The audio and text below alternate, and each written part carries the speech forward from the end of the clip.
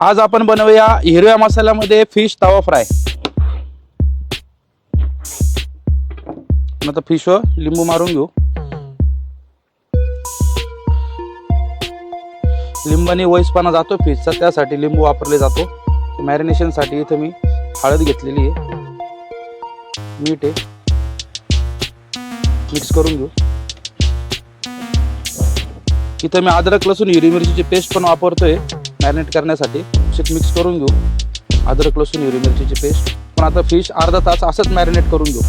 अर्धा तास झालेला आपल्याला फिश मॅरिनेट करून। आता फिश आपण काढून घेऊया एका प्लेटमध्ये।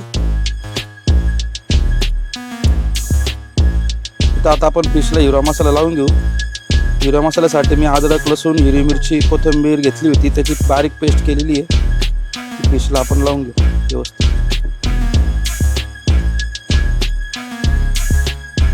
मग त्यामध्ये मीठ घालून घेऊ, किचन किंग मसाला, हळद करून घेऊ व्यवस्थित। मसाला व्यवस्थित मिक्स झालेला आहे फिशला। आता आपण तवा फ्रायची तयारी करून घेऊ। तेल आपलं व्यवस्थित गरम झालेलं आहे। आपण आता त्यावर फिश घालून घेऊ।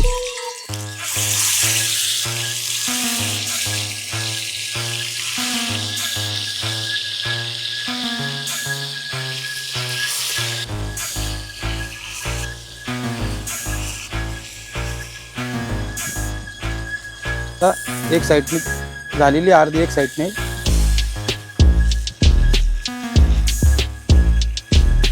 आपण आता फिशवर कढीपत्ता घालून घेऊ। अजून 5 मिनिटं आपण तव्यावर असेच फिश भाजून घेऊ।